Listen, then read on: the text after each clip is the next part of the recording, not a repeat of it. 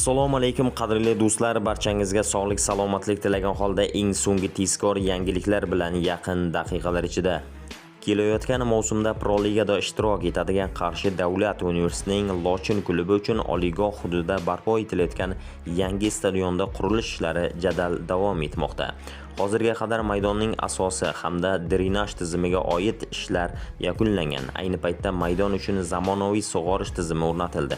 Chim asosini tashkil etuvchi qum quvvatini maydonga yotqizish ishlari boshlab yuborildi. Shuningdek, jamoalar uchun mo'ljallangan kiyinish xonalari, matbuot anjumanlari zali hamda boshqa zaruriy xonalar joylashadigan binoda ta'mirlash ishlari davom etmoqda, deyiladi PFL ma'lumotida.